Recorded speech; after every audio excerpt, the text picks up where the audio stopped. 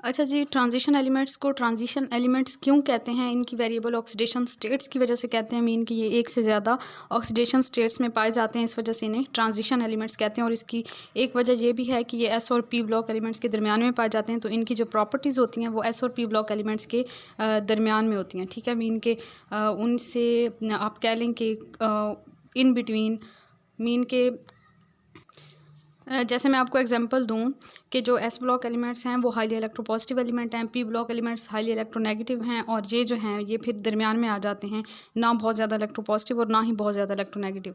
तो इस तरह से जो है इनकी प्रॉपर्टीज़ जो होती हैं एस और पी के इन बिटवीन होती हैं, तो इस वजह से इनको ट्रांजिशन एलिमेंट्स कहते हैं।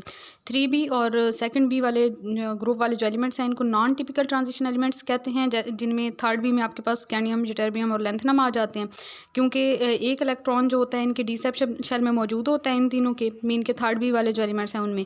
और ज़्यादातर जो है ये ट्राई पॉजिटिव ऑक्सीडेशन स्टेट में एग्जिस्ट करते हैं, तो इनका डी ऑर्बिटल जो है वो वैकेंट हो जाता है, D0 हो जाता है, तो इस वजह से ये जो है नॉन टिपिकल ट्रांजिशन एलिमेंट्स हैं, मीन के ट्रांजिशन में इनको काउंट नहीं करते। 2nd B वाले जिंक, कैडमियम और मर्करी जो कि बिल्कुल एंड पे प्रेजेंट होते हैं, इनका D10 होता है, मीन के डी जो है वो कम्प्लीटली फिल्ड है, और इनमें जो है वो पार्शली फिल्ड के ऑर्बिटल्स नहीं होते, तो इस वजह से जो है ये भी नॉन टिपिकल ट्रांजिशन एलिमेंट्स में आ जाते हैं।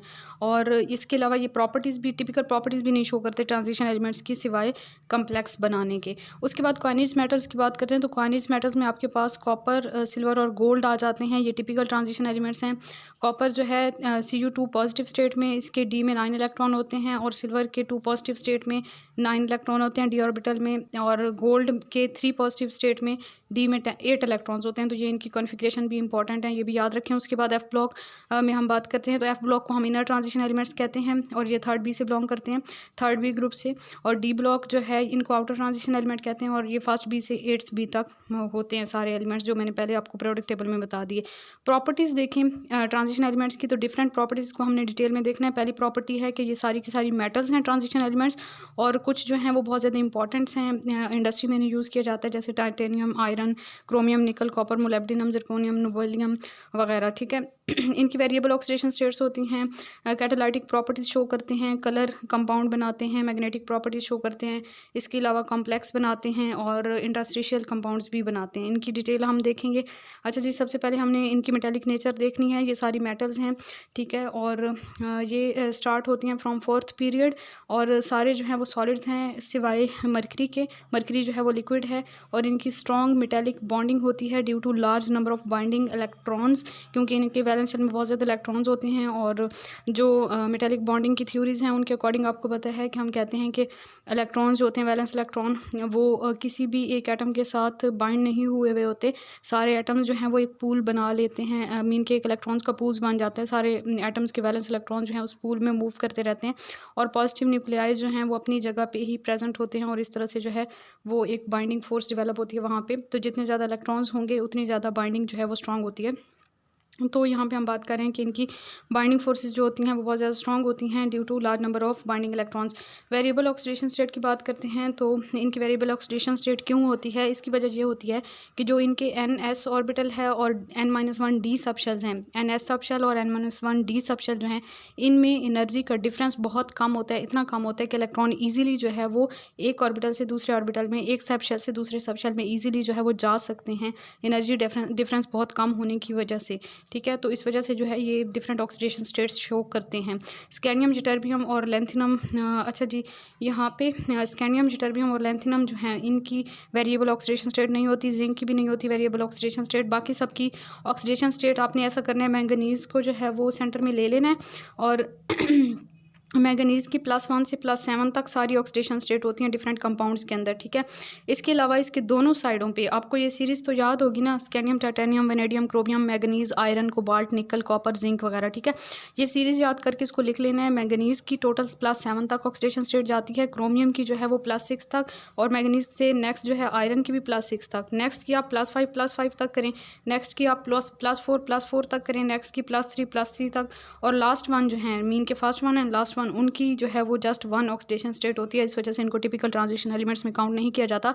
स्कैनियम की +3 और जिंक की +2, ठीक है। तो इस तरह से जो है ना ये आपको इनकी डिफरेंट ऑक्सीडेशन स्टेट्स जो हैं वो इस सीक्वेंस में याद हो जाएगी, आपको रटा नहीं लगाना पड़ेगा।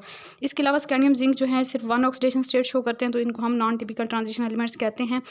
इसके अलावा एक पॉइंट मैंने ऊपर मेंशन किया था यहाँ पे मैग्नेटिक मोमेंट वाला, ठीक है, ये मैं आगे एक्सप्लेन करती हूँ मैग्नेटिक मोमेंट को। अच्छा जी, low oxidation state of transition metals +2 +3। Low oxidation states वाले जो कंपाउंड्स हैं ना ट्रांजिशन मेटल्स के, वो ज़्यादातर आयनिक कंपाउंड्स होते हैं इनके। जैसे एग्जांपल हम देख लें MnO, Mn2O3, MnO2, MnO3 and MnO7। Mean oxygen के साथ जो मैंगनीज़ के सारे कंपाउंड्स हैं इनमें आप देखें तो लो ऑक्सीडेशन स्टेट MnO और Mn2O3 में है, तो ये इसके आयनिक कंपाउंड्स हैं। और बाकी जो है वो ये वाला MnO2 जो है वो आपके पास जो है इनकी प्रॉपर्टीज़ फिर डिफरेंट होती हैं। जैसे ये फर्स्ट 2 जो है ये बेसिक हैं, नेक्स्ट एम्फोटेरिक है और नेक्स्ट 2 जो है वो एसिटिक हैं। तो ये आप लोगों ने याद रखना है कि लो ऑक्सीडेशन स्टेट वाले आयनिक होते हैं और ये डिफरेंट ऑक्सीडेशन स्टेट शो करते हैं जब ये कंपाउंड बनाते हैं ऑक्सीजन और फ्लोरीन के साथ। ऑक्सीजन और फ्लोरीन के साथ ये क्यों डिफरेंट कंपाउंड्स बनाते हैं, क्योंकि ऑक्सीजन और फ्लोरीन जो है ये दोनों हाईली इलेक्ट्रोनेगेटिव हैं और इनका स्मॉल साइज़ होता है, ठीक है। और इसके बाद जो है जीरो ऑक्सीडेशन स्टेट भी ये शो करते हैं कुछ कंपाउंड्स में, जैसे FeCO5 है, इस कम्प्लेक्स में आयरन की जीरो ऑक्सीडेशन स्टेट है। NiCO4 जो है इसमें निकल की जीरो ऑक्सीडेशन स्टेट है। और हाईएस्ट ऑक्सीडेशन स्टेट जो ट्रांजिशन एलिमेंट्स की है वो ऑस्मियम और रुथेनियम की है और ये +8 होती है, ठीक है। उसके बाद कैटालाइटिक प्रॉपर्टीज़ की बात करते हैं, तो कैटलिस्ट के तौर पे आप जो है वो ट्रांजिशन एलिमेंट्स को देखते रहते हैं डिफरेंट जगह पे। हम जब केमिस्ट्री में कहीं भी कोई भी चैप्टर पढ़ रहे होते हैं वहाँ पे कैटलिस्ट देख रहे होते हैं, तो हाइड्रोजनेशन में हम मोस्टली यूज़ करते हैं निकल या फिर प्लाटिनम या प्लाडियम, ये तीनों जो है ट्रांजिशन एलिमेंट्स हैं। इसके अलावा कॉन्टैक्ट प्रोसेस में वेनेडियम पेंटॉक्साइड को यूज़ किया जाता है। वेनेडियम जो है वो एक ट्रांजिशन एलिमेंट है। हैबर्स प्रोसेस में आयरन को, फाइनली डिवाइडेड आयरन को एज अ कैटलिस्ट यूज़ किया जाता है। आयरन भी ट्रांजिशन एलिमेंट है। और जिगलर नेटो कैटलिस्ट में TiCl4 + C2H5 थ्राइज Al, इन दोनों को जो है वो एज अ कैटलिस्ट यूज़ किया जाता है। और Wacker's catalyst palladium chloride and copper chloride जो है ये इसको हम वैकर्स कैटलिस्ट कहते हैं और ये इथेन को एथेनॉल में चेंज करने के लिए इसे यूज़ करते हैं। उसके अलावा जो ट्रांजिशन एलिमेंट्स हैं वो कलर्ड कंपाउंड्स बनाते हैं और CFT इसको ज़्यादा अच्छे से एक्सप्लेन करते हैं। CFT से क्रिस्टल फील्ड थ्योरी से, जो कि हम BSc लेवल पे इंशाल्लाह ताला इसको डिटेल में स्टडी करेंगे। जहाँ पे जो है FSc लेवल पे मैं आपको थोड़ा सा एक्सप्लेन कर देती हूँ कि जब भी कोई ट्रांजिशन मेटल जो है वो बॉन्ड बनाती है तो उसके साथ जो लाइगेंड्स अटैच होते हैं, जो भी लाइगेंड उसके साथ बॉन्डिंग के लिए उसके करीब आता है, तो उसके जो D ऑर्बिटल्स हैं वो स्प्लिट अप हो जाते हैं 2 तरह की एनर्जी लेवल्स में। पहले सारे D ऑर्बिटल्स की एनर्जी जो है वो सेम होती है, वो सेम एनर्जी लेवल पर प्रेजेंट होते हैं। जैसे ही लाइगेंड बॉन्ड फॉर्मेशन के लिए करीब आते हैं तो उनकी स्प्लिटिंग हो जाती है, DD ट्रांजिशन होती है, ठीक है। और डेल E जो है वो इलेक्ट्रॉन एनर्जी एब्जॉर्ब करते हैं और इलेक्ट्रॉन भी जंप करते हैं। लेकिन पहले जो हम स्प्लिटिंग की बात करें तो 2 तरह के ऑर्बिटल्स बन जाते हैं। एक को हम कहते हैं T2G ऑर्बिटल, जो नीचे प्रेजेंट होते हैं, जिनकी एनर्जी कम होती है, और दूसरे होते हैं EG ऑर्बिटल, वो 2 होते हैं, उनकी एनर्जी ज़्यादा होती है। TT ऑर्बिटल जो है वो तो टोटल 3 होते हैं, T2G, T2 एंड G, 3 है ना। तो इससे आपने याद रखना है कि T2G वाले 3 और EG वाले जो है वो 2 हैं, ठीक है। और इनके दरमियान जो एनर्जी का डिफरेंस है उसे हम डेली से शो करते हैं। जब भी इनके ऊपर जो है वो कोई इनको एनर्जी मिलेगी यहाँ के इलेक्ट्रॉन को, तो वो इलेक्ट्रॉन जो कि T2G ऑर्बिटल में प्रेजेंट है वो इलेक्ट्रॉन एनर्जी अब्जॉर्ब करेगा। जहाँ पे एनर्जी डिफरेंस बहुत कम है तो वो जो है जंप कर जाएगा हायर एनर्जी सबशेल में, और इस तरह से जो है यहाँ पे DD ट्रांजिशन होती है। जैसे हम Ti2O6 थ्राइज 3 पॉजिटिव ये जो कॉम्प्लेक्स आइन है इसमें हम देखें तो इसमें येलो लाइट जो है ये अब्जॉर्ब करता है और वाइट लाइट और रेड जो है वो ट्रांसमिट करता है। तो इसका जो सोल्यूशन होता है ना वो वायलेट कलर का होता है। और हमेशा आप लोगों ने याद रखना है कि कोई भी कम्प्लेक्स जो है वो किस कलर का हमें नज़र आएगा, वो कम्प्लीमेंट्री कलर के लिहाज से हम देखते हैं कि मीन के एक सब्सटेंस जो है या कोई सोल्यूशन है किसी कम्प्लेक्स का, वो जो कलर एब्जॉर्ब कर रहा होता है उस कलर का जो है कम्प्लीमेंट्री कलर ट्रांसमिट कर रहा होता है और फिर वो उसी कलर का दिखता है। तो ये मैं आपको आगे एक्सप्लेन करती हूँ। अच्छा जी, जब लाइट किसी भी कंपाउंड के ऊपर लाइट पड़ती है तो यहाँ पे 3 तरह की पॉसिबिलिटी होती हैं, ठीक है। 3 तरह की पॉसिबिलिटीज़ होती हैं कि वो कंपाउंड जो है वो सारी की सारी वाइट लाइट को एब्जॉर्ब कर ले तो वो फिर डार्क ब्लैक नज़र आएगा, ठीक है। दूसरी पॉसिबिलिटी ये है कि वो सारी की सारी लाइट को ट्रांसमिट कर दे या रिफ्लेक्ट कर दे तो उसका वाइट कलर होगा, मीन कि वो कलरलेस होगा। तीसरी पॉसिबिलिटी ये है कि वो कुछ पार्ट जो है वाइट लाइट का ट्रांसमिट करे, कुछ एब्जॉर्ब कर ले विजिबल रीजन में से, तो फिर वो कलर्ड होगा और उसके डिफरेंट कलर होंगे और वो कम्प्लीमेंट्री कलर के लिहाज से होंगे। जैसे हम एन आर्टिस्ट कलर व्हील को देखें, ठीक है। आर्टिस्ट कलर व्हील को अगर हम देखें तो ये आपके पास व्हील है, इसमें आप वेब क्वायर को जो है वो लिखेंगे VB वेब GYOIR और वेबगॉयर इस तरह से लिख लें, ठीक है। और अब आप देखें कि आमने सामने जो कलर्स आ रहे हैं, ब्लू के सामने ऑरेंज आ रहा है, येलो के सामने वायलेट आ रहा है, रेड के सामने ग्रीन आ रहा है। तो ये जो है ना, ये कम्प्लीमेंट्री कलर हैं। एग्जांपल आप यहाँ से देखें कि अगर कोई भी सब्सटेंस जो है वो रेड कलर एब्जॉर्ब करता है, ठीक है, तो वो फिर जो है अपीयर होगा ग्रीन कलर का, ठीक है। उसने रेड कलर एब्जॉर्ब किया तो रेड का जो कम्प्लीमेंट्री कलर है ग्रीन, वो उस कलर का दिखेगा, ठीक है, उस कलर का वो नज़र आएगा। इसके अलावा यहाँ पे मैंने कुछ मेटल आयंस, उनके कंपाउंड्स और उनके कलर्स मेंशन किए हैं। ये आप लोग चाहें तो इनको रटा लगा लें, लेकिन अगर ना चाहें तो इनको स्किप कर दें, क्योंकि इतने ज़्यादा कंपाउंड्स को रटा लगाना एज सच पॉसिबल नहीं होगा, ठीक है। तो ये मैं आपको दिखा देती हूँ, आप लोग चाहें तो इसका स्क्रीनशॉट ले लें, या फिर आपको ग्रुप में नोट्स प्रोवाइड किए जाएंगे तो वहाँ से आप लोग प्रिपेयर कर सकते हैं। जिंक, कैडमियम और मरकरी जो हैं ये कलर्ड कंपाउंड्स नहीं बनाते, ठीक है। वाई कंपाउंड्स अपीयर कलर्ड, क्यों कलर्ड नज़र आते हैं कंपाउंड्स? इसमें 3 रीजंस हो सकती हैं। एक रीज़न है डी ट्रांजिशन, दूसरी रीज़न है चार्ज ट्रांसफ़र, और तीसरी रीज़न है परसेंटेज ऑफ कोवेलेंट कैरेक्टर। तो डी ट्रांजिशन की वजह से भी कलर नज़र आता है। जैसे हम D2G और EG में हम कह रहे थे कि इलेक्ट्रॉन जो है वो लोअर से हायर एनर्जी लेवल में जाते हैं, इलेक्ट्रॉन एनर्जी को एब्जॉर्ब करके जाते हैं, फिर दोबारा जब वो अपनी ग्राउंड स्टेट पे आते हैं तो सेम एनर्जी को इमिट करेंगे और फिर जो है वो उस कलर में नज़र आएगा वो कंपाउंड, ठीक है। तो D0 या फिर D10 वाले जो एलिमेंट्स हैं, जिनकी कन्फिग्रेशन मीन के जिनके डी ऑर्बिटल में या तो 0 इलेक्ट्रॉन हो, या फिर 10 मीन के या तो बिल्कुल हो ही ना, या फिर 10 इलेक्ट्रॉन हो, तो वो कलरलेस नज़र आते हैं। D1 से D9 वाले जो है उनके कलर नज़र आते हैं, और वो डिपेंड करता है कि कौन से कलर एब्जॉर्ब कर रहे हैं, ठीक है। चार्ज ट्रांसफ़र की बात करते हैं तो KMnO4, K2Cr27 और CrO2Cl2, इनके कलर आप लोग लाजमी याद कर लें, MCQs के लिहाज से इंपॉर्टेंट है। डार्क पर्पल कलर होता है KMnO4 का, K2Cr2O7 का ऑरेंज रेड सॉलिड है ये, ठीक है। CrO2Cl2 जो है ये रेड ऑरेंज गैस है। क्रोमाइल क्लोराइड टेस्ट में जो है इसकी फॉर्मेशन होती है। इसमें जो कलर नज़र आ रहा होता है ना, वो ऑक्सीजन जो है वो चार्ज ट्रांसफ़र कर रहा होता है, तो इसकी डिटेल में फ़िलहाल हम लोग नहीं जाएंगे। Percentage of covalent character, percentage covalent character directly related होता है कलर के, ठीक है, कलर की मीन के डीपनेस के, ठीक है। AgCl negative, AgBr negative and AgI negative, तीनों में आप देखें तो Ag सिल्वर क्लोराइड जो है ये वाइट है, सिल्वर ब्रोमाइड जो है वो पेल येलो है, और सिल्वर आयोडाइड जो है ये येलो है। आयनिक करैक्टर सबसे ज़्यादा किसका है? सिल्वर आयोडाइड का। जितना ज़्यादा आयनिक करैक्टर होगा कलर भी उतना ही ज़्यादा डीप होगा।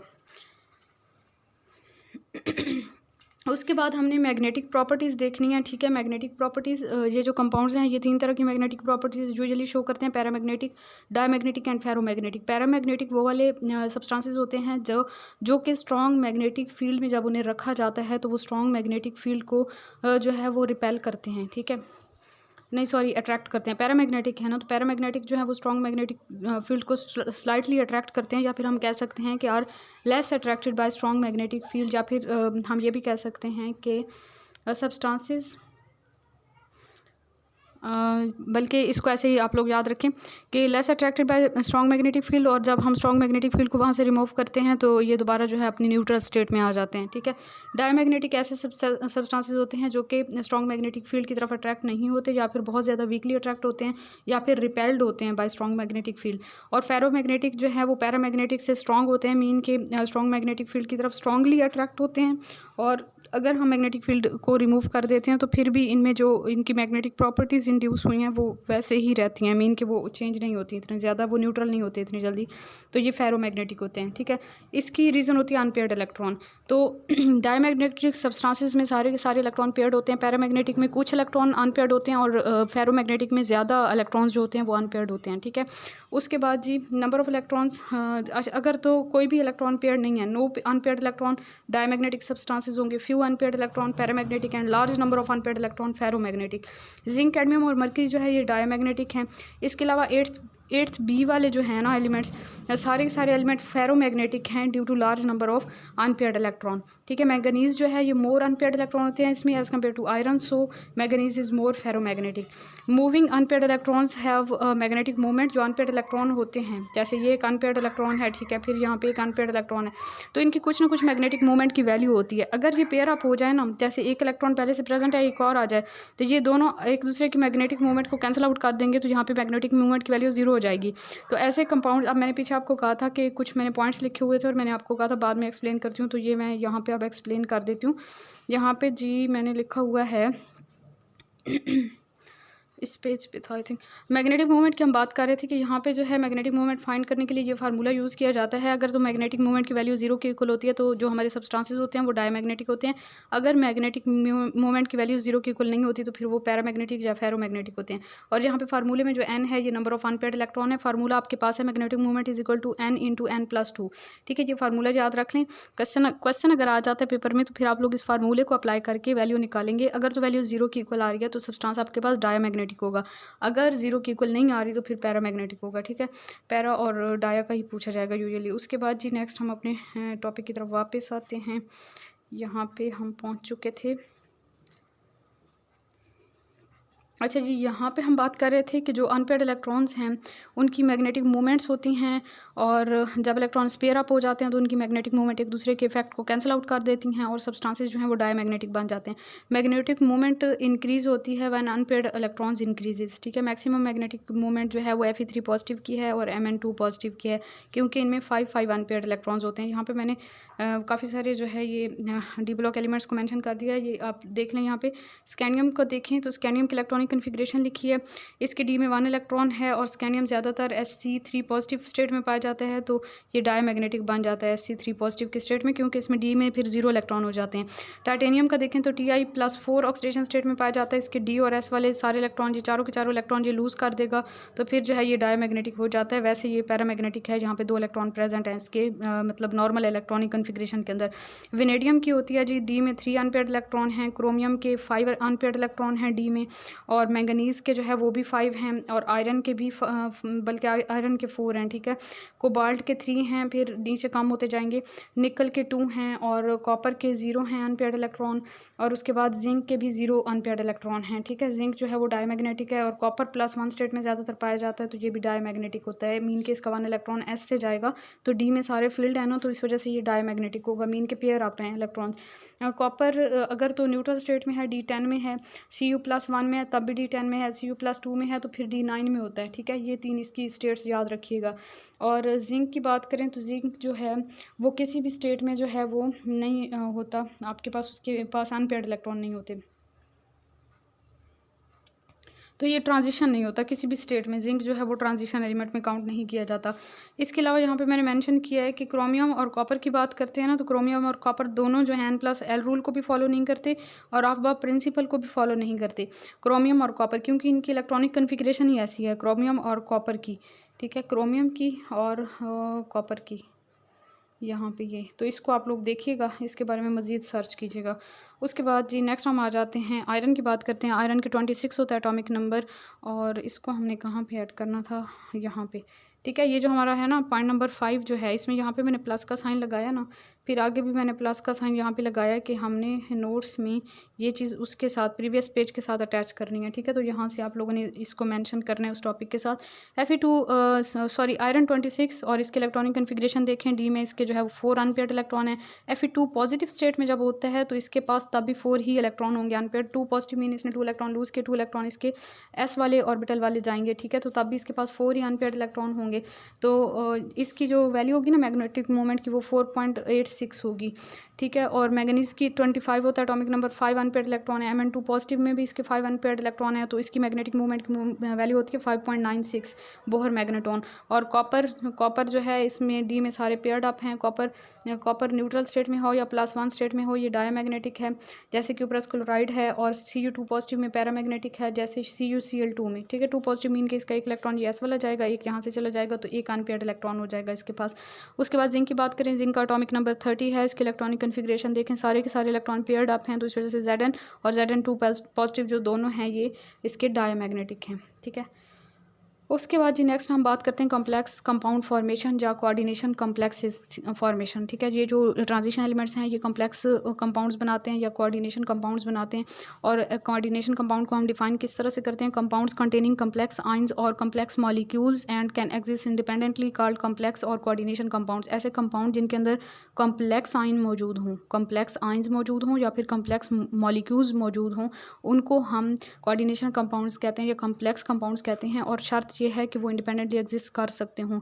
जैसे FeCN2 + 4 KCN इनका आपस में रिएक्शन करवाते हैं तो K4 FeCN6 ये जो है आपके पास एक कॉम्प्लेक्स बन जाता है। तो इसमें अगर आप इसको आइंस में स्प्लिट अप करके देखें तो इसके अंदर कॉम्प्लेक्स आइन प्रेजेंट होता है। जैसे कि 4 के पॉजिटिव ये तो नॉर्मल आइन है, ठीक है, कॉम्प्लेक्स नहीं है, ठीक है, और FeCN6 4 नेगेटिव ये कॉम्प्लेक्स आइन है, ठीक है। तो कॉम्प्लेक्स आइन इसके अंदर प्रेजेंट है तो इट्स मीन कि ये एक कॉम्प्लेक्स कंपाउंड है। उसके बाद जी इनके अंदर जो है वो सिंपल कैटाइन और कॉम्प्लेक्स एनाइन हो सकता है या फिर कॉम्प्लेक्स कैटाइन और सिंपल एनाइन हो सकता है। एग्जांपल आपके पास सिंपल कैटाइन और कॉम्प्लेक्स एनाइन की K4 FeCN6 आ जाती है और कॉम्प्लेक्स कैटाइन और सिंपल एनाइन की CrNH36 Cl3 आ जाती है। Compounds of complex components of complex compound. Complex compounds के कंपोनेंट्स की बात करें तो एक सेंट्रल मेटल आइन होता है और दूसरा लाइगेंड्स होते हैं, ठीक है। मेटल आइन surrounded by ligands is called central metal आइन। और लाइगेंड क्या होते हैं? एटम्स होते हैं, आइंस होते हैं या फिर न्यूट्रल मॉलिक्यूल्स होते हैं। जैसे हम ऊपर एग्जांपल देखें तो ऊपर वाली एग्जांपल में आप लोग देखें तो यहाँ पे क्रोमियम जो है ये सेंट्रल मेटल आइन है और बाकी जो है ये सारे लाइगेंड्स हैं। और इसमें जो है वो आयरन सेंट्रल मेटल आइन है और ये पोटाशियम और CN जो है ये लाइगेंड्स हैं। अच्छा जी, कोऑर्डिनेट कोवेलेंट बॉन्ड बनाते हैं। लाइगेंड जो होते हैं वो मेटल के साथ कोऑर्डिनेट कोवेलेंट बॉन्ड बनाते हैं। नेगेटिव लाइगेंड के एग्जांपल में आपके पास क्लोराइड, सल्फाइड और SCN नेगेटिव वगैरह आ जाते हैं। न्यूट्रल में आपके पास वाटर NH3 आ जाते हैं और इसके अलावा जो है पॉजिटिव में H2N ये आपके पास जो है ना हाइड्रोजीनियम आ जाता है। NH2 सिंगल बॉन्ड NH3 और नाइट्रोजन के ऊपर पॉजिटिव चार्ज होता है और NO पॉजिटिव, ये सारे जो हैं ये पॉजिटिव लाइगेंड्स आ जाते हैं, ठीक है। और K4 FeCN6 में अगर आप देखें तो इसमें ये आपके पास जो है वो सेंट्रल मेटल आइन है और ये CN6 जो है ये लाइगेंड्स हैं, ठीक है, और ये नेगेटिव लाइगेंड है। टाइप्स ऑफ लाइगेंड्स देखें तो आपके पास यूनिडेंटेट लाइगेंड्स होते हैं जिसमें सिर्फ एक ही डोनर एटम हो। मैंने कहा कि ये जो लाइगेंड्स होते हैं ये जो लाइगेंड्स हैं वो सेंट्रल मेटल एटम के साथ कोऑर्डिनेट कोवेलेंट बॉन्ड बनाते हैं। तो कोऑर्डिनेट कोवेलेंट बॉन्ड में लाइगेंड जो है वो अपने 2 इलेक्ट्रॉन शेयर कर रहा होता है और मेटल जो है वो जस्ट एक्सेप्ट कर रहा होता है और लाइगेंड जो होता है वो डोनर होता है, इलेक्ट्रॉन डोनर होता है। तो वहाँ पे जो उसका जो आपके पास यूनिडेंटेट लाइगेंड होते हैं तो उसमें एक ही एटम जो है वो डोनर के तौर पे काम कर रहा होता है। और इसमें आपके पास एग्जांपल जो है वो आ जाती है। एग्जांपल में आपके पास जी आ जाते हैं जैसे Cl नेगेटिव है। एग्जांपल ऊपर हमने देखी थी ना, वाटर है, वाटर में एक ऑक्सीजन ही है इसका डोनर एटम और NH3 में जस्ट नाइट्रोजन ही है। तो ये जो है यूनिडेंटेट लाइगेंड्स हैं। और इसके बाद जी डेंटिसिटी को हम डिफाइन करें तो number of lone pair donated to central metal atom to form coordination bond is called denticity of the ligand, ठीक है। ये denticity of the central metal atom कह सकते हैं। और मोनोडेंटेट हो सकते हैं लाइगेंड, बाइडेंटेट लाइगेंड हो सकते हैं, ट्राइडेंटेट हो सकते हैं। EDTA जो है ये आपके पास EDTA इथाइलिन डायअमीन टेट्रा एसीटेट होता है और ये आपके पास जो है वो टेट्रा डेंटेट लाइगेंड है। इसका स्ट्रक्चर अगर आप देखें तो NCH2CH2 फिर यहाँ पे भी N है और इनके साथ जो है CH2C डबल बॉन्ड हो नेगेटिव और ये चारों तरफ जो है नाइट्रोजन के साथ इसी तरह बॉन्ड बनाएंगे, मीन के 4 एसीटेट ग्रुप्स। इसके अलावा NH3 Cl negative, CN negative, I negative, O2 negative, NOPH3 ये सारे जो है वो लाइगेंड्स के एग्जांपल्स हैं। इनको रटा लगाने की बिल्कुल भी ज़रूरत नहीं है, जस्ट इनको अच्छी तरह देख लें और ये देख लें कि मोनोडेंटेट हैं या बाइडेंटेट है। मीन के इनमें डोनर एटम एक है या एक से ज़्यादा हैं, ये ट्राइडेंटेट भी हो सकते हैं। इथाइलिन डायमीन जो है ये एक बाइडेंटेट लाइगेंड है और EDTA जो है वो हेक्साडेंटेट लाइगेंड है। सॉरी मैंने आपको टेट्राडेंटेट कह दिया था। EDTA जो है ये हेक्साडेंटेट है। जैसे ये नाइट्रोजन भी इसका डोनर है, ये वाला नाइट्रोजन भी डोनर है। इधर से ये ऑक्सीजन O नेगेटिव, यहाँ पे O नेगेटिव, यहाँ पे O नेगेटिव, तो ये टोटल 1 2 3 6 हैं टोटल, ठीक है।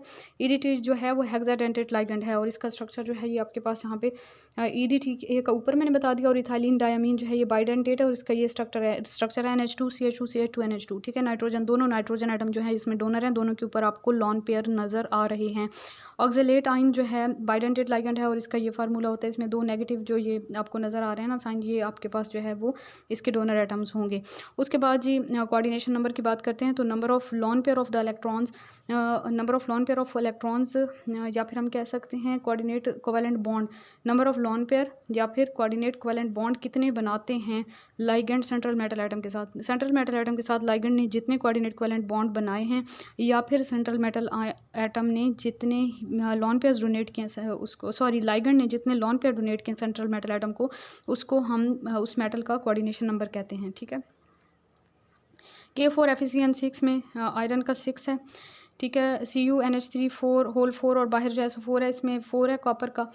और उसके बाद हम बात करते हैं नेक्स्ट आपके पास कोऑर्डिनेशन स्फीयर है। कोऑर्डिनेशन स्फीयर में क्या क्या चीज़ें आ जाती हैं, सेटल मेटल एटम या आइन, और साथ में लाइगेंड्स जो हैं ये दोनों आ जाते हैं कोऑर्डिनेशन स्फीयर में। कोऑर्डिनेशन स्फीयर को हम स्क्वायर ब्रैकेट्स में लिखते हैं और ये एनाइनिक हो सकता है, कैटाइनिक हो सकता है या न्यूट्रल भी हो सकता है। कोऑर्डिनेशन स्फीयर जैसे हम ऊपर एग्जांपल देखें तो ये हमारे पास एग्जांपल है, इसमें जो ये स्क्वायर ब्रैकेट्स के अंदर जो सारा पार्ट है लाइगेंड और सेंट्रल मेटल एटम, इसको हम कोऑर्डिनेशन स्फीयर कहेंगे, ठीक है। और जो बाहर वाला है ना, इसको हम स्पेक्टेटर आइन कहेंगे। उसके बाद नेक्स्ट यहाँ पे कुछ एक्सप्लेन किया मैंने, यहाँ पे जी होमोलैप्टिक कम्प्लेक्स होते हैं और हेट्रोलैप्टिक कम्प्लेक्स होते हैं। सारे के सारे लाइगेंड्स अगर आइडेंटिकल हैं तो वो होमोलैप्टिक कम्प्लेक्सेस होते हैं, और अगर सारे के सारे लाइगेंड्स जो हैं वो आइडेंटिकल नहीं हैं, डिफरेंट हैं, तो उनको हेप्टोलैप्टिक कम्प्लेक्सेस कहते हैं। FeEn ट्वाइस Cl2+1 ये आपके पास हेप्टोलैक्टिक है, और CONH3 6 2 पॉजिटिव, इसमें सारे के सारे अमोनिया जो है वो लाइगेंड्स हैं तो वो होमोलैप्टिक है। इसमें इथाइलिन डायमीन भी है और क्लोरीन भी है, तो इस वजह से ये हेट्रोलैप्टिक है।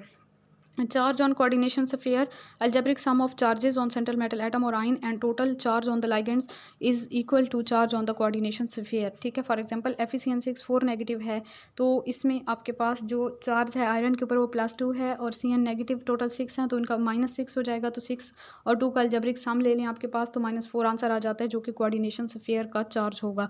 ऑक्सीडेशन स्टेट क्या होती है, electrical charge on central metal आइन और atom of complex is called oxidation state. FeCN6 4 negative है, तो आपने ऑन द होल CN और Fe की जो है वो इस तरह का चार्ज इनको असाइन करना है कि ऑन द होल बाहर जो है आपके पास इनका सम करके 4 माइनस आ जाए। तो CN टोटल 6 हैं, एक CN के ऊपर -1 चार्ज होता है, 6 के ऊपर -6 होगा, तो आयरन +2 में होगा, तभी तो -6 + 2 = -4 आएगा, ठीक है। इसी तरह कोबाल्ट का हम निकालें तो अमोनिया न्यूट्रल है, तो उसका 0 होगा, +3 बाहर है, तो इट्स मीन कि वो +3 पूरा का पूरा कोबाल्ट का ही है, तो कोबाल्ट का +3 होगा। NiCO 4 है, तो यहाँ पे जो कार्बन मोनोऑक्साइड है ये 0 है, 0 स्टेट में है, तो ऑन द होल कोई चार्ज नहीं है, तो निकल भी 0 ऑक्सीडेशन स्टेट में है। चिलेट्स क्या होते हैं, इनको हम किलेट्स भी पढ़ सकते हैं, चिलेट्स भी पढ़ सकते हैं, आपकी मर्जी, आप कुछ भी पढ़ लें। When all donor atoms of the polydentate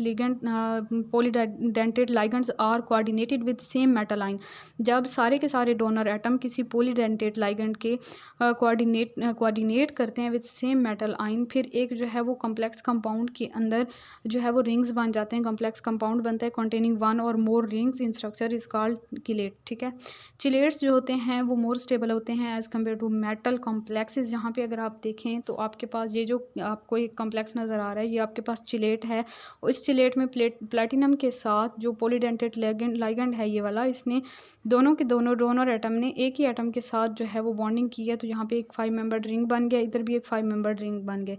तो ये आपके पास एक चिलेट की एग्जाम्पल है, इसको हम डाईऑक्सिलेटो प्लाटिनेट 2 आइन कहते हैं। और उसके बाद जी नेक्स्ट हम बात करते हैं एम्बीडेंटेड लाइगेंड्स की। 2 different donor atoms but donate electron pair from any one donor atom during coordination. ऐसा लाइगेंड जिसके पास 2 डिफरेंट डोनर एटम्स प्रेजेंट हों, लेकिन वो एक टाइम में एक ही डोनर एटम के थ्रू जो है कोऑर्डिनेट कोवेलेंट बॉन्ड बनाए मेटल के साथ, तो ऐसे को हम एम्बीडेंटेड लाइगेंड कहते हैं।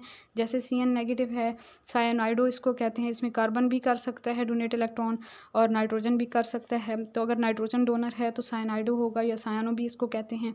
और दूसरा जो है कार्बन होगा अगर डोनर, कार्बन के नीचे मैंने रेड कलर से जो है वो इसको अंडरलाइन किया ना, तो साइनाइडो या फिर साइनो इसको कहेंगे। CN नेगेटिव अगर नाइट्रोजन डोनर है तो फिर आइसोसाइनाइडो या फिर आइसोसाइनो इसको कहेंगे। SCN नेगेटिव में अगर सल्फर है तो थायोसाइनाइटो, और अगर SCN नेगेटिव में नाइट्रोजन है तो आइसोथायोसाइनाइटो। उसके बाद जी फ्लेक्सीडेंटेड लाइगेंड्स आ जाते हैं, can change their denticity. Mono di tri dentate ligands जो हैं इनको हम फ्लेक्सीडेंटेड लाइगेंड्स कहते हैं, मीन कि वो अपनी डेंटिसिटी को चेंज करते रहते हैं, कभी वो मोनोडेंटेड लाइगेंड के तौर पे एक्ट करेंगे, कभी डाई के तौर पे, कभी ट्राई के तौर पे, एक्सेट्रा। CONH3 5SO4Cl ये मोनोडेंटेड लाइगेंड के तौर पे SO4 जो है वो यहाँ पे एक्ट कर रहा है, और दूसरे कम्प्लेक्स में अगर हम देखें तो SO4 जो है वो बाईडेंटेड के तौर पे एक्ट कर रहा है। तो तो इस तरह से SO4 जो है ये आपके पास फ्लेक्सीडेंड्रेट लाइगेंड है। उसके बाद नोमेनक्लेचर ऑफ कोऑर्डिनेशन कंपाउंड्स है। कोऑर्डिनेशन कंपाउंड्स की नोमेनक्लेचर की हम बात करते हैं तो सबसे पहले हम रूल्स की बात करते हैं। IUPAC ने जो हमें बताए हैं उसके अकॉर्डिंग हम नोमेनक्लेचर करते हैं। पहला रूल है order of naming ions. Ions को हम किस तरह से ऑर्डर करते हैं, किस तरह से नेमिंग में जो है आइंस को हम तरतीब देते हैं। तो हमने क्या करना होता है, सबसे पहले कैटाइंस को रखना होता है, देन एनाइन को। तो कैटाइन आपके पास CuNH3 4 ये कम्प्लेक्स आइन होगा कैटाइन, तो ये पहले है। Then SO4 negative, SO4 2 negative ion, anion जो है वो बाद में आएगा। तो इसको हम नेम देंगे ना, तो हम पहले कैटाइन को देंगे यानी कि टेट्रा अमीन कॉपर, और फिर उसकी कॉपर की ऑक्सीडेशन स्टेट 2 और फिर सल्फेट आएगा। ठीक है, नेम दिया ना, तो tetra amine copper. Mean complex जो था वो कैटाइन था, तो कम्प्लेक्स को नेम हमने पहले दे दिया। मीन के कैटाइन को पहले नेम दिया ये वाला, और फिर जो है एनाइन को हमने बाद में नेम दिया। दूसरा रूल आ जाता है कि one word name for neutral molecule और neutral ions. One word use करते हैं न्यूट्रल मॉलिक्यूल आइन के लिए, जैसे CuNH3 3Cl3 है तो ट्राई अमीन डाई क्लोरो कोबाल्ट 3 इसका नेम होगा, ट्राई अमीन डाई क्लोरो कोबाल्ट 3। और इसमें अल्फ़ाबेटिकल ऑर्डर में हम जो है वो लाइगेंड्स को नेम देते हैं। जैसे अमीन का ए से शुरू हो रहा है ना, और क्लोरो C से शुरू हो रहा है, तो ABC में तरतीब से A पहले आता है और C बाद में होता है। ट्राई और डाई को आपने नहीं देखना, जस्ट जो है उनके नेम का फर्स्ट लेटर देखना है। तो इस वजह से अमीन पहले आया और क्लोरो जो है वो बाद में आया। PTNH3 2Cl2 है, इसको हम कहेंगे जी डाई अमीन डाई क्लोरो प्लाटिनम 2। ठीक है, तो इसमें भी अल्फ़ाबेटिकल ऑर्डर में, और ये वन वर्ड के तौर पे हम लिखेंगे ये न्यूट्रल हैं। नेमिंग लाइगेंड्स, न्यूट्रल लाइगेंड्स को एज सच नेम देते हैं। ठीक है, सिवाय अमोनिया के, अमोनिया को हम अमीन कहते हैं, वाटर को एक्ो कहते हैं। ठीक है, वाटर, अमोनिया, NO CO, इनके अलावा बाकी सबको एज सच नेम देते हैं। तो अमोनिया को अमीन कहते हैं, वाटर को एक्ो कहते हैं, NO को नाइट्रोसाइल कहते हैं, CO को कार्बोनाइल कहते हैं। आयनिक लाइगेंड्स जो हैं जो नेगेटिव होते हैं, अगर तो नेगेटिव हैं और तो उनके एंड पे हम O लगा देते हैं। जैसे क्लोरीन है तो क्लोरो या हाँ क्लोरो कहेंगे। CN नेगेटिव को सायानो, I नेगेटिव को आयोडो, NO2 नेगेटिव को नाइट्रो और CO3 नेगेटिव को कार्बोनेटो कहेंगे। ठीक है, और जो पॉजिटिव लाइगेंड्स हैं ना उनके एंड पे IUM लगाते हैं हम। जैसे NH2 NH3 प्लस है तो इसको हाइड्रोजीनियम कहते हैं, NO2 पॉजिटिव है तो इसको हम नाइट्रोनियम कहते हैं, NO पॉजिटिव है तो इसको हम नाइट्रोसोनियम कहते हैं। पॉजिटिव वालों के एंड पे IUM आ जाता है। प्रीफिक्सेस डाई, ट्राई, टेट्रा वगैरह हम यूज़ करते हैं to indicate number of ligands of one type. ठीक है, एक ही तरह के बहुत से लाइगेंड्स आ जाएं तो उसके लिए हम डाई, ट्राई या टेट्रा वगैरह प्रीफिक्सेस यूज़ करते हैं। Naming of central metal ion, central metal ion को किस तरह से नेम देते हैं। For positive coordination sphere metal name as such. अगर तो coordination sphere on the whole positive है तो मेटल का नेम एज सच लिखेंगे। ठीक है, अगर नेगेटिव है तो हम सुफिक्स लगाते हैं ATE। नेगेटिव के केस में अगर कोऑर्डिनेशन स्फीयर के ऊपर on the whole negative charge है तो फिर हम मेटल के नेम के साथ ATE लगाएंगे। अगर तो ऑक्सीडेशन स्टेट मेटल की जो है वो ऑक्सीडेशन स्टेट भी हम मेटल की इंडिकेट करते हैं बाय रोमन न्यूमरल्स और पैरेंथेसिस के अंदर eight the end of the metal name.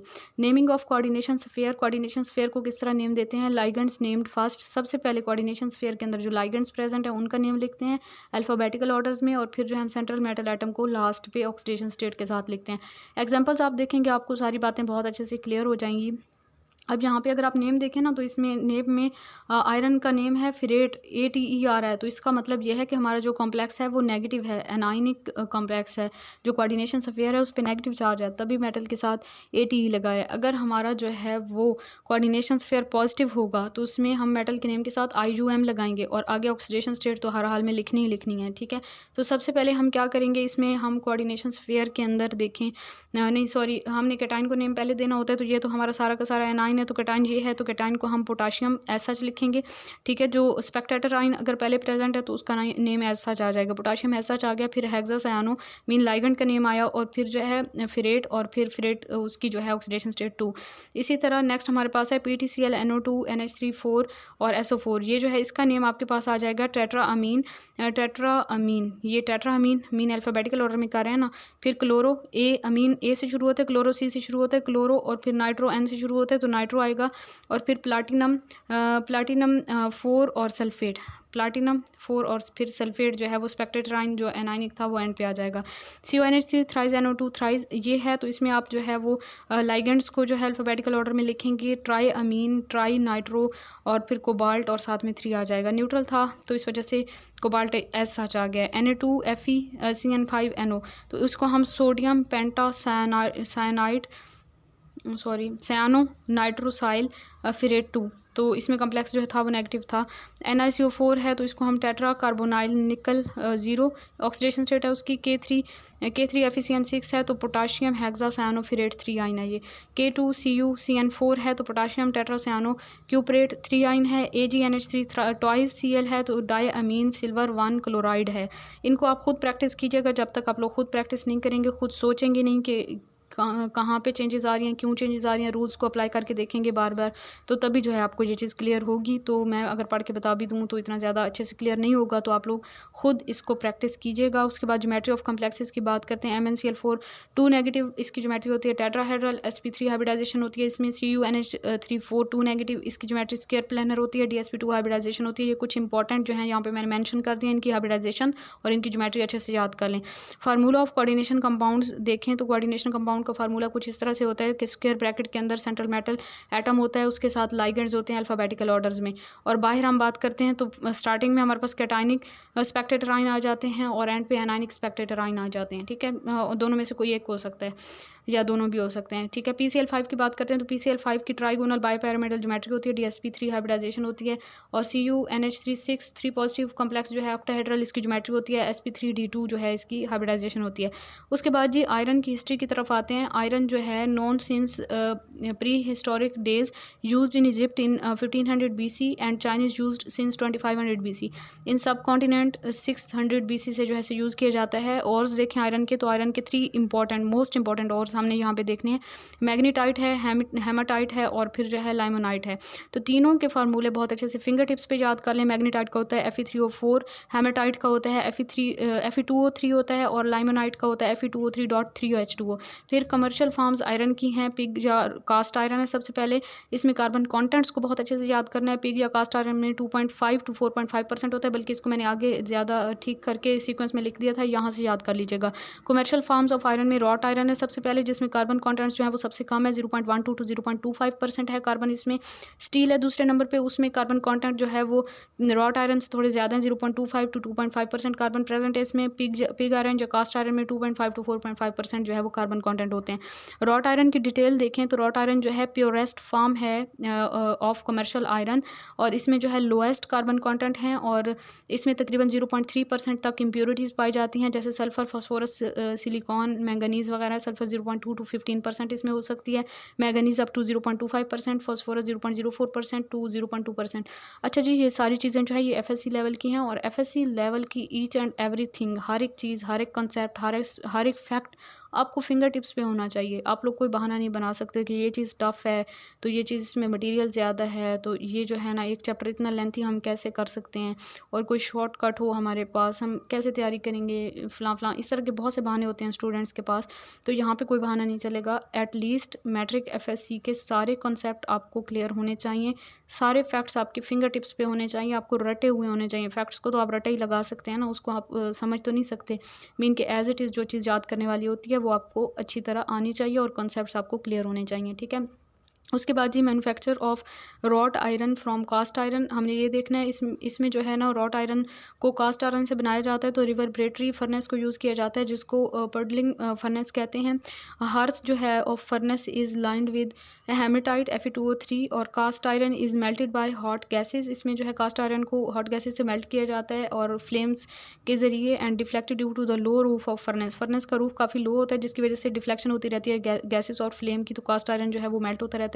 और इसको फिर स्टिर किया जाता है continuously with long iron rods, जिनको हम रेबल्स कहते हैं, through the doors to bring it in contact with the lining of the hearth Fe2O3 which supplies oxygen, and oxygen जो है वो ऑक्सीडाइज करती है carbon, sulphur, silicon, manganese, phosphorus को, जो कि कास्ट आयरन में प्रेजेंट होते हैं एज एन इम्प्योरिटीज़। उनके ऑक्साइड्स बन जाते हैं, कुछ ऑक्साइड्स वोलेटाइल होते हैं, गैसेज होते हैं, वो वहाँ से इवेपोरेट हो जाते हैं, और बाकी जो है वो स्लैग के तौर पर जो है सेपरेट आउट हो जाते हैं। 3C+ Fe2O3, अब यहाँ पे कार्बन की ऑक्सीडेशन हुई तो कार्बन मोनोऑक्साइड गैस यहाँ से निकल जाएगी, आयरन ने में बच जाना है।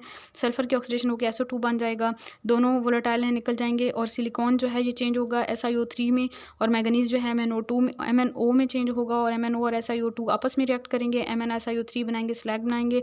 और फॉस्फोरस और ऑक्सीजन का आपस में रिएक्शन होगा तो फॉस्फोरस पेंटाऑक्साइड बनेगा, Fe2O3 प्लस P2O5 आपस में रिएक्ट करेंगे, FePO4 बनेगा, ये भी स्लैग बनेगा, ठीक है।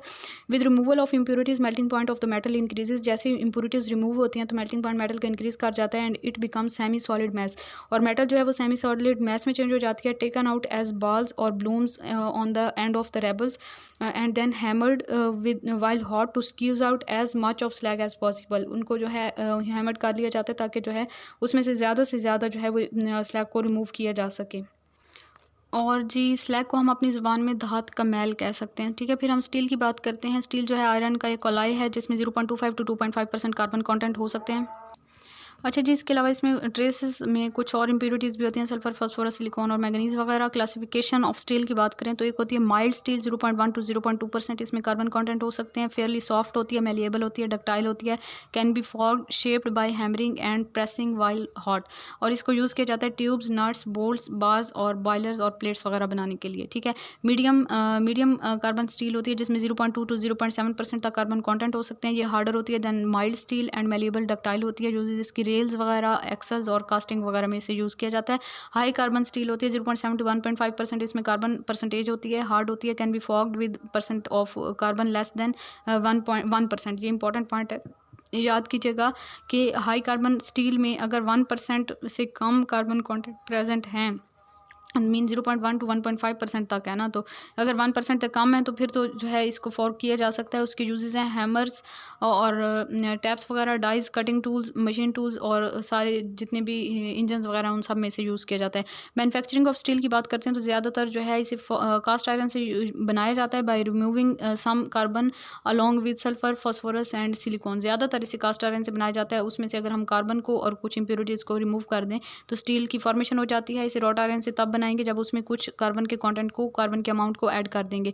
सम स्पेशल कॉन्स्टिट्यूएंट्स जो है आपके पास हो सकते हैं, टंगस्टन हो सकता है, वेनेडियम, मोलिब्डेनम, मैंगनीज, निकल और कोबाल्ट वगैरह भी इसमें ऐड कर सकते हैं। प्रोसेसेस देखें तो ओपन हार्थ प्रोसेस में भी इसे यूज़ इसकी प्रिपरेशन की जाती है using cast iron, wrought iron और स्टील स्क्रैप, ठीक है। इसके अलावा बेसमर्स प्रोसेस में भी यूज़ किया जाता है, के थ्रू भी इसे बनाया जा सकता है कास्ट आयरन के ज़रिए, कास्ट आयरन को यूज़ करके। ओपन हार्थ प्रोसेस में हम क्या करते हैं, ये एक मॉडर्न मेथड है, ओपन हार्थ फर्नेस यूज़ की जाती है इसमें, जिसमें लो रूफ होता है इसका, जिसके ज़रिए फ्लेम और गैसेस वगैरह, हॉट गैसेस जो हैं वो डिफ्लेक्ट होती हैं, और work on the regenerative principle of the heat economy, mean के लो उसका जो रूफ होता है उसकी वजह से जो है ये एक इकोनॉमिक प्रोसेस है।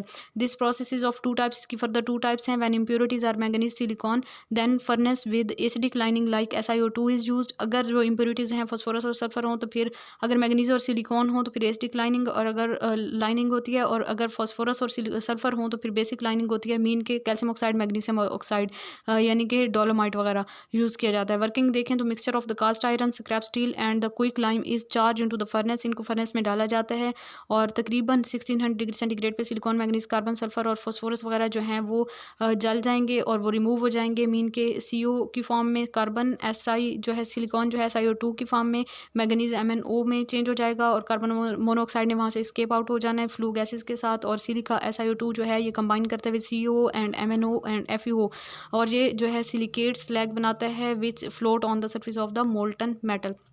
SiO2 जो है इसका CO के साथ रिएक्शन होगा, SaCiO3 बनेगा, ये भी स्लैग है। SiO का अगर MnO के साथ रिएक्शन होगा, MnSiO3 बनेगा, ये भी स्लैग है। SiO2 का अगर FeO के साथ रिएक्शन होगा तो फिर भी FeSiO3 में इनकी स्लैग ही बनेगी। Phosphorus and sulphur react with Fe2O3 to form P2O5 and SO2। यहाँ पे आपको रिएक्शंस भी नज़र आ रही हैं, रटा लगाने की ज़रूरत नहीं है, जस्ट आप लोगों ने मेन चीज़ों को देखना है, याद रखना है, ताकि जो है MCQs किसी भी टाइप का अगर आ जाए तो आप लोग सॉल्व कर लें। These oxides react with CO to form slag, ये जो है CO के साथ फॉर्म रिएक्ट करके स्लैग बनाएंगे। स्लैग का फार्मूला याद कर लीजिएगा, SO2 प्लस COSO3 स्लैग बनेगी। Percentage of the carbon in steel is checked at regular intervals and when reduce to 0.1%, calculated amount of the ferro manganese, mean iron, manganese and carbon is added. ठीक है, ये भी याद रखिएगा।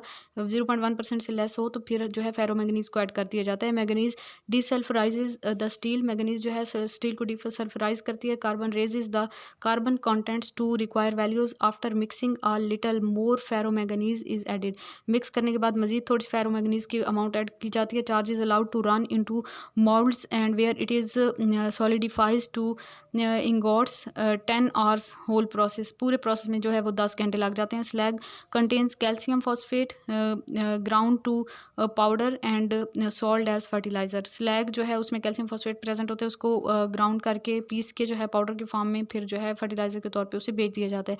बेसमर्स process में क्या होता है कि फर्नेस जो यूज़ होती है वो होती है बेसमर्स कन्वर्टर, पीएच शेप होती है, वेजल होती है made of steel plates at bottom, number of holes for hot air and are present, ठीक है। इनकी डायग्राम जो है ना एफएससी की बुक में, आप वहाँ से डायग्राम देख के ज़्यादा अच्छा कॉन्सेप्ट क्लियर कर सकते हैं। वैसे ये कोई ऐसा इतनी ज़्यादा जो समझाने वाली चीज़ें नहीं है, तो मैं जल्दी जल्दी रीड कर रही हूँ क्योंकि पहले भी लेक्चर बहुत लेंथी हो चुका है। Converter is held on a central axis and it can be tilted for feeding and pouring out the finished material. Working देखें इसमें तो मोल्टन पिग और कास्ट आयरन 25 to 30 टन जो है उसको जो है अंदर डाला जाता है उसमें फर्नेस के अंदर, is fed into converter and through perforated base hot air blast is passed, hot air blast को परफोरेटेड बेस के जरिए जो है अंदर पास करवाया जाता है, which oxidises carbon silicon and manganese to carbon monoxide, silicon dioxide and manganese oxide. This oxidises form slag of MnSiO3 and heat evolved during oxidation keep iron in molten state। MnO plus SiO2 change होते हैं MnSiO3 में और CO जो है produce होता है और CO जो है आपको पता है उसने escape आउट हो जाना है, burns at mouth of the converter. CO ने जो है वो जलना है कन्वर्टर के माउथ के ऊपर विद अ ब्लू फ्लेम, ठीक है। With in 10 to 15 minutes flame finishes, 10 से 15 मिनट में फ्लेम जो है फिनिश हो जाता है। इट्स मीन के कार्बन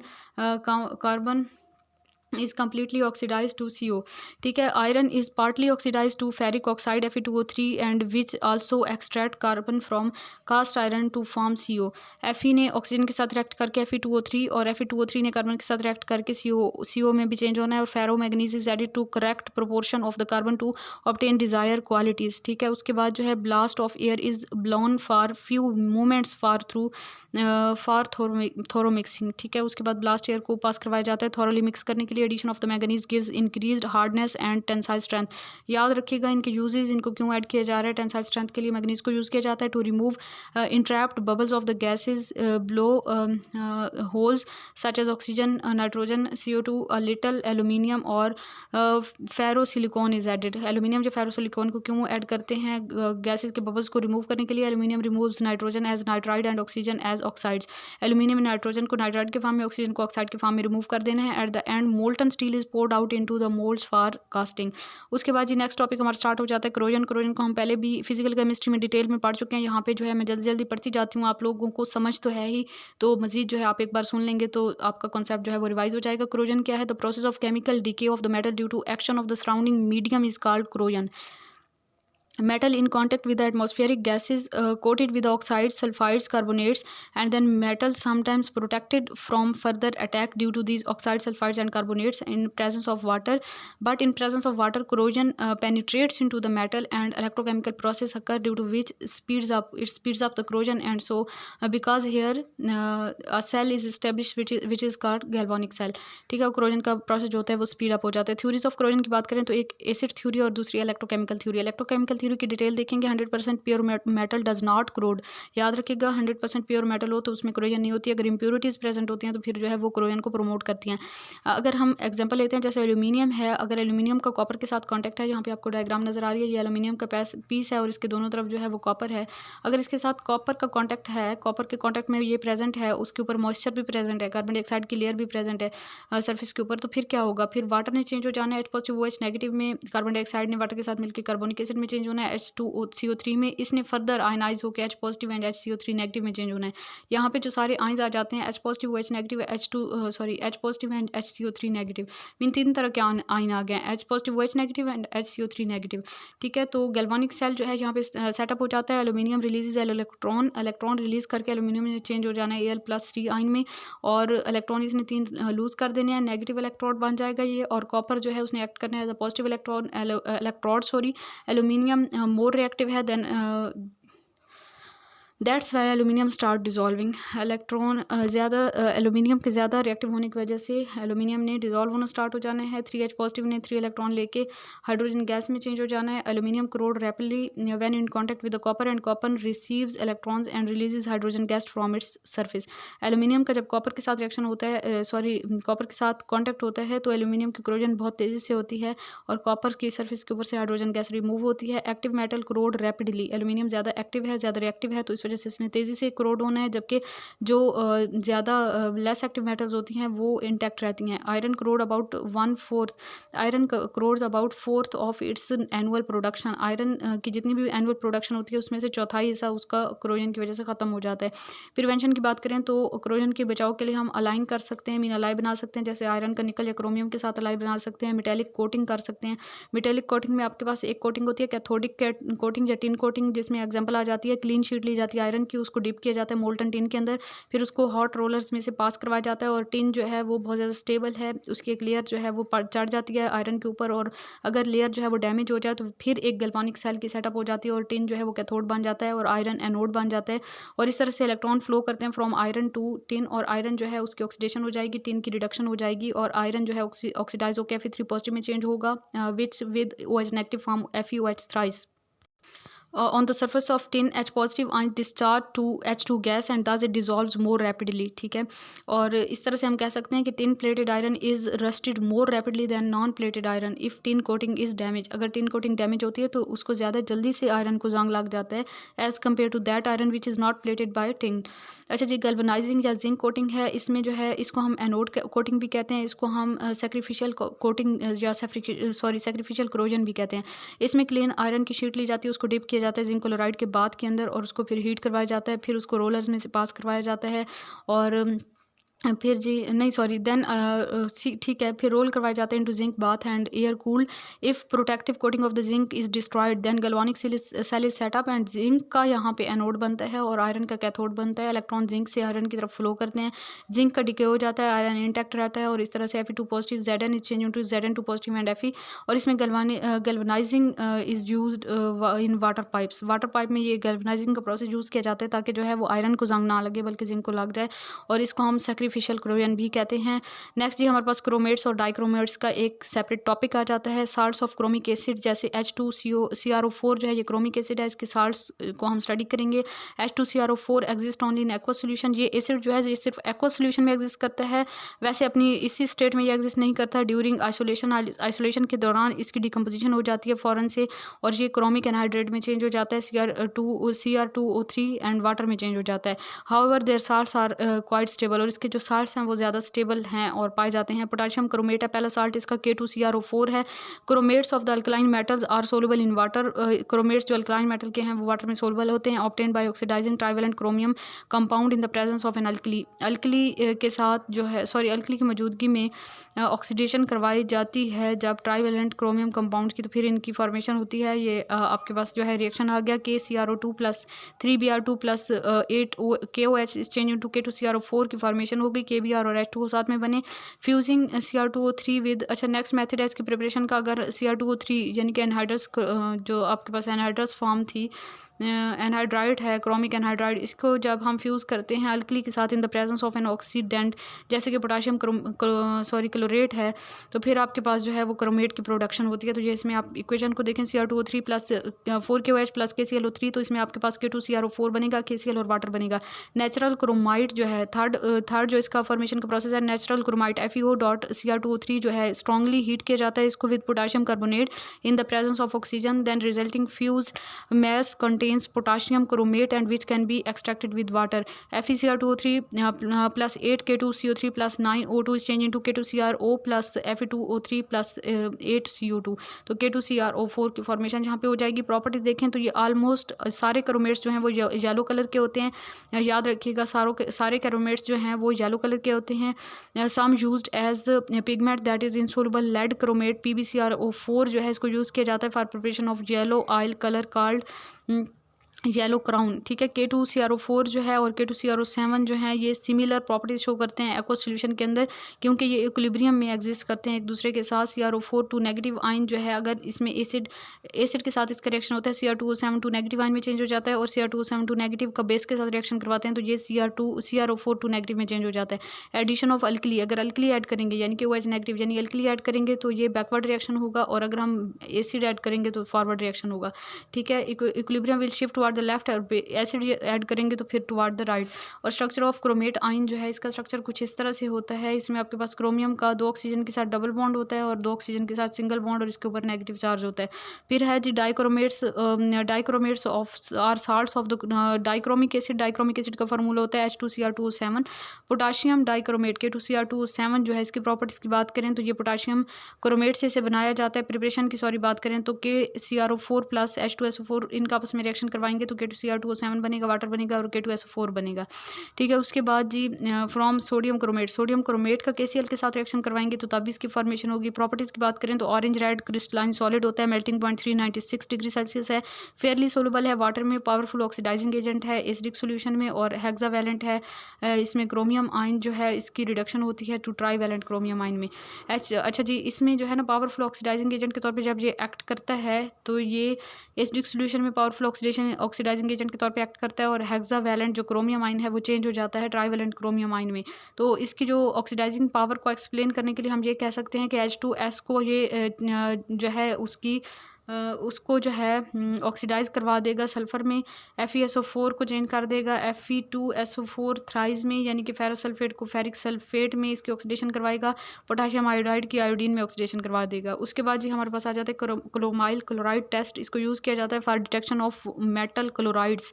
मेटल क्लोराइड की डिटेक्शन के लिए क्रोमाइल क्लोराइड टेस्ट को यूज़ किया जाता है। जब सॉलिड पोटाशियम डाइक्रोमेट को हीट किया जाता है सॉलिड मेटल क्लोराइड के साथ in the presence of H2SO4, chromyl chloride की प्रोडक्शन होती है। क्रोमाइल क्लोराइड जो है वो गैस है, इसका फार्मूला होता है CrO2 Cl2। ये पीछे भी मैंने आपको बताया है, रेड ऑरेंज वेपर्स या गैस होती है। ये आप रिएक्शन देखें कि K2Cr2O7 plus 6H2SO4 plus 4 NaCl, तो KHSO4 बनता है, साथ में NaHSO4 बनता है, और साथ में वाटर और क्रोमाइल क्लोराइड गैस बनती है जिसका कलर होता है रेड ऑरेंज, ठीक है। Structure of Cr2O7 two negative, इसका स्ट्रक्चर कुछ इस तरह होता है। दोनों क्रोमियम के दरमियान में एक ऑक्सीजन, और दोनों क्रोमियम का 2 ऑक्सीजन के साथ डबल बॉन्ड, एक ऑक्सीजन के साथ सिंगल बॉन्ड, और दोनों मतलब ऑन द होल इस पे 2 नेगेटिव चार्ज होता है। यूजेस देखें तो इसको डाइज वगैरह में यूज़ किया जाता है, लेदर इंडस्ट्री में यूज़ किया जाता है फॉर क्रोम टेनिंग, और एज ऑक्सीडाइजिंग एजेंट यूज़ किया जाता है। Chlorides of silver, tin, lead and mercury give this test.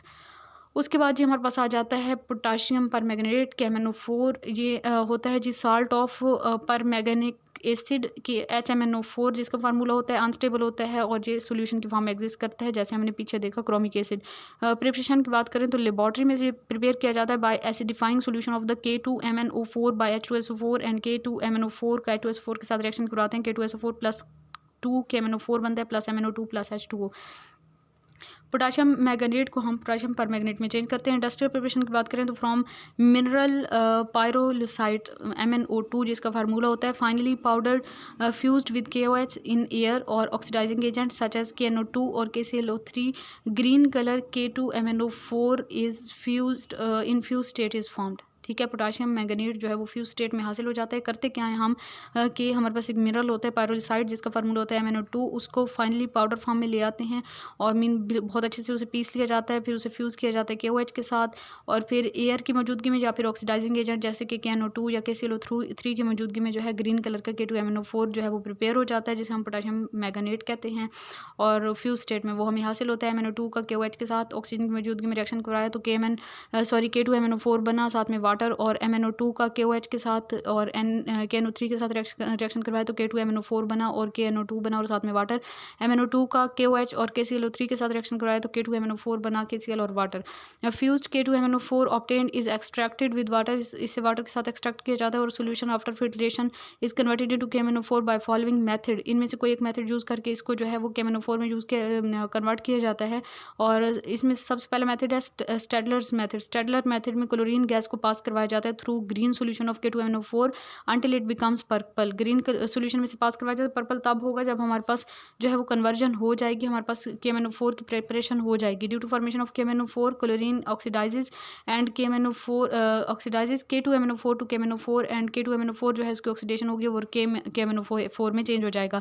दूसरा मेथड है by passing carbon dioxide. Carbon dioxide pass करवाएंगे तो तब भी इसने जो है वो पर्पल कलर में KMnO4 में चेंज हो जाना है। रिएक्शन आप लोग देख लीजिएगा। इलेक्ट्रोलाइटिक ऑक्सीडेशन प्रोसेस है, इसमें एक्वस सोल्यूशन जो है K2MnO4 को उसमें उसको इलेक्ट्रोलाइज करवाया जाता है, वाटर की डिकम्पोजिशन होती है। H2 जो है वो कैथोड के तौर पे एक्ट कर कैथोड पे H2 गैस ऑब्टेन होगी और O2 जो है एनोड पे ऑब्टेन होगी। फिर ऑक्सीजन ने जो है ऑक्सीडेशन करवा देनी है MnO4 टू नेगेटिव की MnO4 नेगेटिव में, ठीक है। और पर्पल सोल्यूशन जो है वो ऑब्टेन होता है फिल्टर करने के बाद एस्बेस्टोस के थ्रू इसकी फिल्ट्रेशन करवाई जाती है, कंसनट्रेट किया जाता है उसको और क्रिस्टलाइज डीप पर्पल और रोम्बिक प्रिज्म्स जो है वो क्रिस्टल्स हासिल हो जाते हैं। प्रॉपर्टीज देखें तो डार्क पर्पल लस्ट्रस क्रिस्टल्स होते हैं और डीप पर्पल कलर देते हैं। सोल्यूशन में soluble in water at 20 degree centigrade, only 7% at 63 degree centigrade. Water में इसकी सोलिबिलिटी जस्ट 20 डिग्री सेंटीग्रेड पे ओनली 7% है और अगर हम टेम्परेचर इंक्रीज करते हैं 63 डिग्री सेंटीग्रेड तक तो फिर जो है 25% जो है इसकी सोलिबिलिटी हो जाती है। ऑक्सीडाइजिंग प्रॉपर्टीज़ की बात करते हैं तो H2S को सल्फर में चेंज करता है और FeSO4 को Fe2SO4 थ्राइज में चेंज करता है। H2C2O4 यानी कि ऑक्सैलिक एसिड को CO2 एंड H2O में चेंज करता है, KOH को O2 में चेंज करता है। यूजेस की बात करें तो ऑक्सीडाइजिंग एजेंट के तौर पे यूज़ किया जाता है, डिसइंफेक्टेंट के तौर पे यूज़ किया जाता है, जर्मिसाइड के तौर पे and in manufacturing of many organic compounds. और इसका स्ट्रक्चर है मैंगनीज के 3 ऑक्सीजन के साथ डबल बॉन्ड और 1 ऑक्सीजन के साथ सिंगल बॉन्ड और इसके ऊपर नेगेटिव चार्ज होगा। तो ये हमारा आज का लेक्चर था और इसको 2 पार्ट्स में मैंने करना तो नहीं था, लेकिन मिस्टेकनली जो है मुझसे लेक्चर बनाते बनाते वो हाथ लगा और वो वीडियो जो है वो सेव हो गई थी, तो इस वजह से इसके 2 पार्ट्स बन गए। तो आप इसको अच्छे से तैयार करें इंशाल्लाह ताला। इसका नेक्स्ट लेक्चर जो है वो मैं बहुत जल्द प्रोवाइड करूँगी आप लोगों को और उसमें इंशाल्लाह मैं आपको जो बाकी के कॉन्सेप्ट रह गए हैं वो सारे एक्सप्लेन कर दूँगी। अपना बहुत सारा ख्याल रखिए, मेहनत कीजिए और याद रखिए कि मेहनत का कोई भी मुतबादिल नहीं होता और जो है मेहनत कभी भी रायगा नहीं जाती। अगर आपको एक फॉर्म में उसका बदला नहीं मिलता तो किसी और फॉर्म में मिल जाता है, लेकिन जो लोग मेहनत करते हैं अल्लाह ताला उन्हें ज़रूर सिला देते हैं उनकी मेहनतों का। जब हम बहुत ज़्यादा दिल से मेहनत करते हैं तो अल्लाह ताला हमारी मेहनत में अपनी रहमत को भी शामिल कर देते हैं। नमाज लाजमी पढ़ा करें, अपने अल्लाह के साथ एक स्ट्रॉन्ग कनेक्शन लाजमी बनाएं। अल्लाह के साथ जब आप एक स्ट्रॉन्ग कनेक्शन बनाएंगे तभी आप दुनिया और आखिरत दोनों में कामयाब हो सकते हैं। अपनी दुआओं में मुझे भी याद रखिए। जज़ाकल्लाहु खैर। अल्लाह हाफ़िज़।